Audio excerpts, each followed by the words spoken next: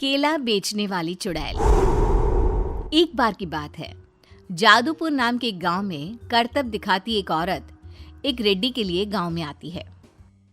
आइए आइए मेहरबान कदरदान, खाइए रोहड़ा के ताजे ताजे केले। कभी खाए नहीं होंगे ऐसे केले, पीले पीले केले खाइए।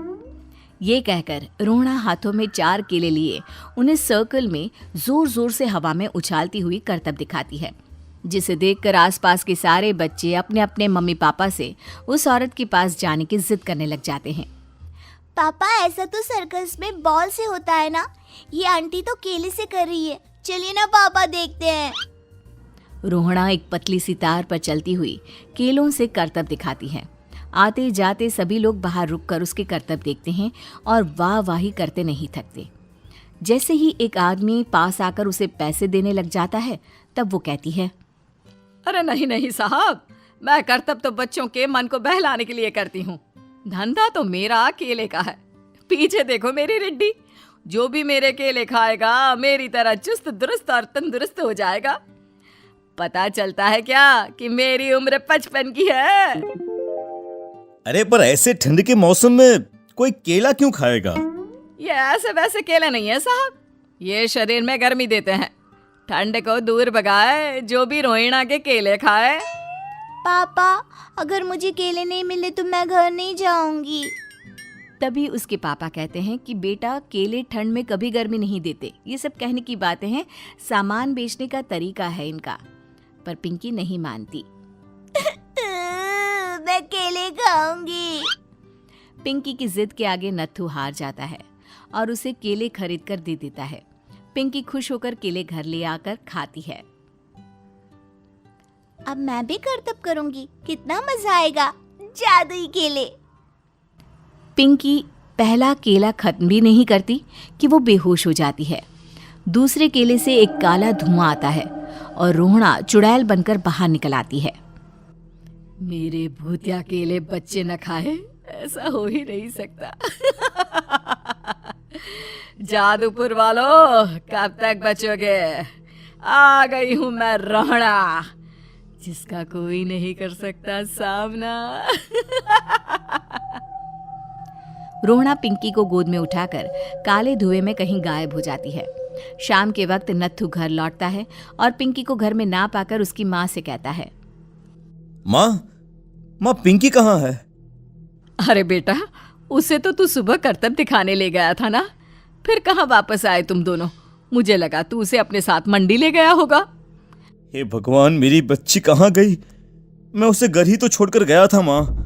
नत्थू गांव के घर कोने में अपनी बेटी को ढूंढता है, पर उसे वो कहीं नहीं मिलती। परेशान होकर आखिर रो रो कर नत्थू हिम्मत हार कर घर लौट आता है।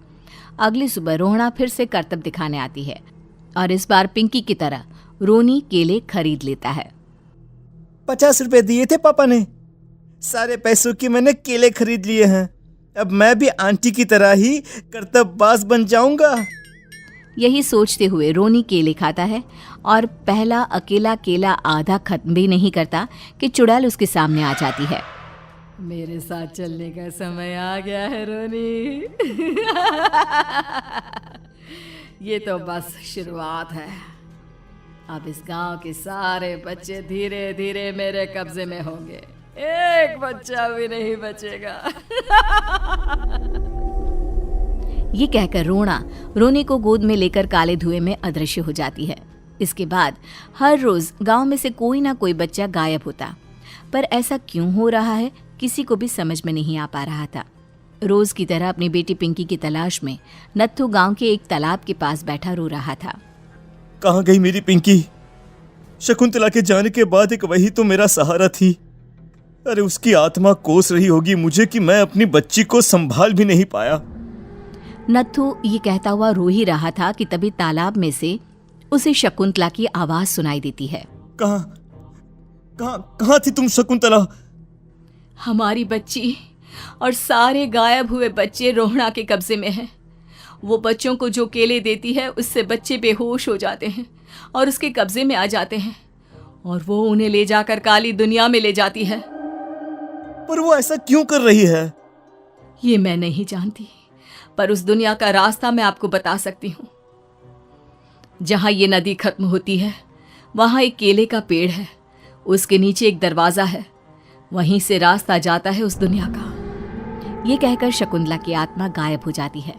गांव के सभी लोग झुंड बनाकर उसी रास्ते से काली दुनिया में चले जाते हैं और वहां देखते हैं कि सारे बच्चे वहां काम कर रहे थे। पापा मुझे ले चलो यहाँ से। पापा पापा। सभी बच्चे अपने मम्मी पापा से लिपट जाते हैं। तो तुम लोग यहाँ तक आ गए? क्यों हमारे बच्चों को पकड़ लिया तूने? तुझे शिकार ही बनाना है तो ले, हम सब आ गए हैं, हमें खा ले। नहीं, मुझे बच्चे चाहिए। मेरे बच्चे के बदले तुम लोगों के बच्चे। क्या मतलब? मैं इसी गांव में रहने वाली एक औरत थी। केले की चोरी के इल्जाम में मेरे बेटे को गांव वालों ने इतना मारा कि वो मर गया। उसी दिन मैंने ठान लिया कि गांव वालों का भी वही हाल करूंगी। कुछ दिन बाद बेटे के चले जाने के दुख में मैं भी मर गई और मेरी भटकती आत्मा एक चुड़ैल बन गई। और फिर मैंने बदला लिया तुम सबके बच्चे छीनकर। बर्दाश्त नहीं कर पाए ना? सोचो मुझ पर क्या बीती होगी। हमें माफ कर दो रोना। पता नहीं ये किसकी गलती थी, पर हम सभी माफी मांगते हैं। हमारी खुशियां लौटा दो, तुम भी तो एक माँ हो। गांव वालों की बात सुनकर रोना का मन पिघल जाता है और वो बच्चों को छोड़ देती है। उसके बाद काली दुनिया बच्चों के लिए जादुई दुनिया बन जाती है। अब कोई भी कभी भी वहां आ जा सकता था।